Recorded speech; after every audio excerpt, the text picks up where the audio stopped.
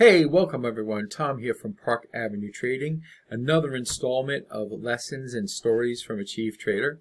In this video, I'm going to be going over mastering Fibonacci technique and ways that you could actually make it into like a mini little trading system or an early alert system so that you could participate in movements in the marketplace and basically make some money, with very low risk, right?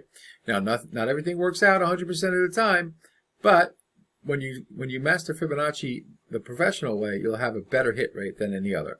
So before we move on into the charts, please let me ask you, if you like what you see, hit the like button, subscribe to the channel, don't forget to ring the bell so you can get some more lessons and stories from a chief trader. So without further ado, let's get into Fibonacci itself. Now, I'm not going to go over into Fibonacci, like where it came from, and Leonardo da Pisa and all that stuff. You could Google that, but I'm assuming that everybody that's watching this video understands the Fibonacci ratios. If you don't, you could go to my blog post and actually read Proven Success, Mastering the Fibonacci Trading Strategy. There's a blog post that really describes everything. And actually, I'm linking these two because there are some things that I'm going to be doing in this video that I really didn't cover in that blog post. Or I covered it, but I want to make sure that I really fully cover it. So the first thing that we're going to say is that we have to understand that markets move in waves, right? Just like they don't move straight up and down, they actually move in upward and downward wave fluctuations. And what we're trying to do with Fibonacci is we're trying to figure out what the next wave is going to be. And the best way to do that is to actually look at what the marketplace has done in the past. So, for instance, if I was starting from this point here, we have a downward thrust. Then we have the downward movement, the wave has finished, and then the marketplace basically came up and just went a little bit higher than this previous high here and started another natural reaction, downward movement wave. Now, we could start, and maybe I'll do another video on this as well. We could start talking about Wyckoff theory, and Wyckoff theory basically says that, this was actually a trap trade, okay? So now we have these three defined points. Now, the first movement of the marketplace was down. We had a reaction. We had a natural rally back up a little bit higher than this high. So basically what we're trying to do is we're trying to ascertain what would be the best place to get short along at, and now obviously if we're looking at this chart, we're looking at Wyckoff theory, we need a break of the top in order for continuation to occur. But if we're using Fibonacci ratios, okay, what we're going to do is we're going to take our leg downward, okay, this leg downward. Now here's the professional technique, all right, that not many people talk about. When we have this low here, what we need to do is we need to go to the left on the chart. We go this way on the chart, and we need to find a place that this price has traded lower.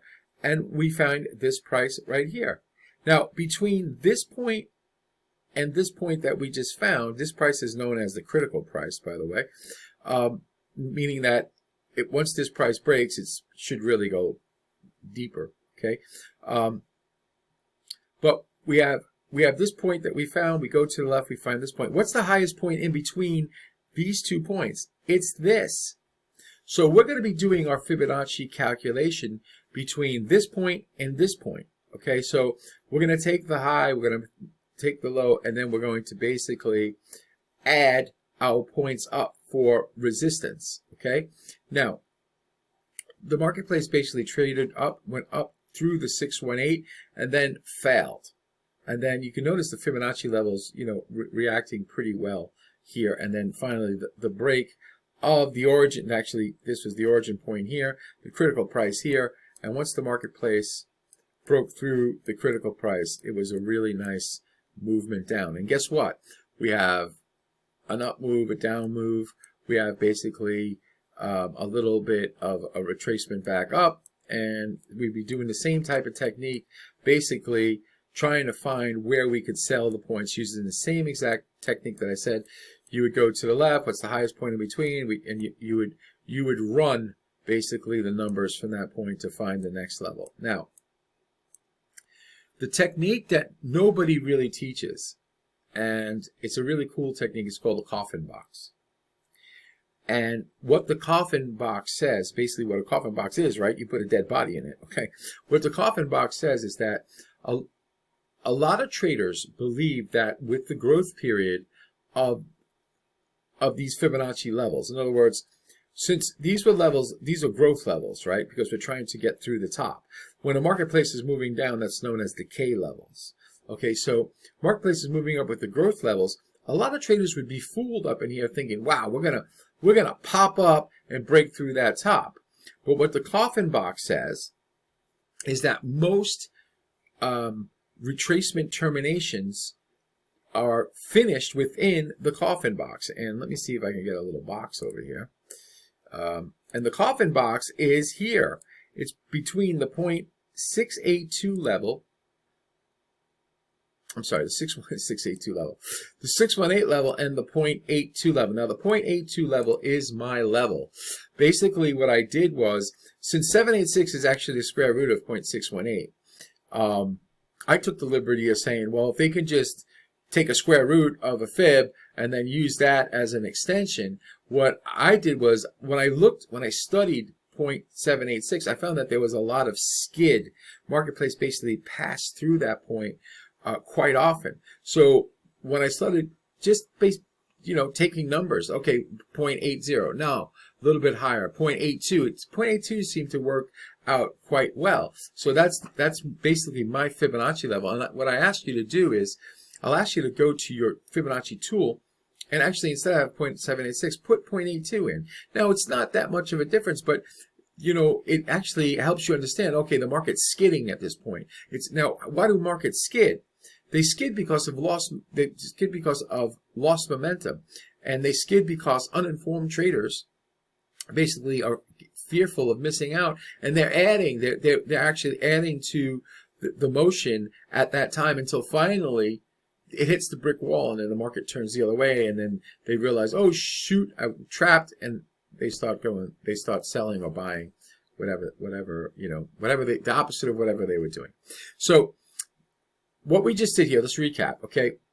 We had an upward movement, we had a downward movement, okay? What we did was you said, okay, well look, here's my downward movement. I'm going to go to the left of the chart. Last time I traded low was right here. What's the highest point in between? It's this one. I'm going to use my Fibonacci ratios from this high to this low and throw my growth levels up. Okay, 0.382, because the marketplace is now coming up. Where's the termination occur? Termination usually occurs in the coffin box between 0.618 and 0.82. Now, I'm going to go and search out an opposite one for you and just quickly put that up so that you can basically see what I'm trying to say here. Okay, looking at the volatile sterling Swiss, and I wanted to show this because it's important. Not everything always works out perfectly, but there is a system to be had here, okay?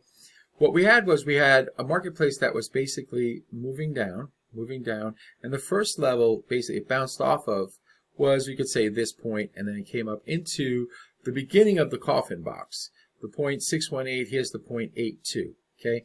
It never traded inside the coffin box, and it didn't come down. So what I did was I looked at the market and I said, well, if I would have had my original point, I would have been looking at, the coffin box here for termination of the movement. It, basically pierced it, but it did not, continue up and touch this. A perfect trade would have been coming up here, touching this point, and then coming down. But I readjusted, because you always have to readjust. Marketplaces, they're fluid and they're moving. So I found this low here. I went to the left, found last time I traded lower, I found this high, okay, and I pulled my, Fibonacci levels, and here are my Fibonacci growth levels, the same exact ones basically off of this point. This was very, very close. Marketplace basically came up into the coffin box. Now you say, well, Tom, it didn't work. It didn't go all the way up into the coffin box for me to trigger a trade. No, it didn't. But what it did do was, if you wanted to take part in a sell, you got a very low risk sell here. And why do we have a very low risk sell? The price here, let's say for instance you sold 110.83. The stop had to be above 111.20. It's 40 pip stop. And then look what happens to this marketplace. I mean, you needed to take the trade, and you needed to have faith in what the coffin box is, and you needed to have faith in Fibonacci levels. But look what happened to the marketplace. Look, once it broke the bottom, you were down at, oh my goodness, like 107 and lower. Okay, so you had a 40-point risk for 300 point gain. So that's basically what I wanted to talk to you guys about, and how to basically find the levels. So please, if you like what you see, hit the like button, subscribe to the channel. Don't forget to go over to Park Avenue Trading, get yourself a free ebook called 3 Steps to See Whether or Not Breakouts are good or not. And I look forward to seeing you in the next video. Like, subscribe, don't forget to ring the bell, please. I'll see you in the next installment. Cheers.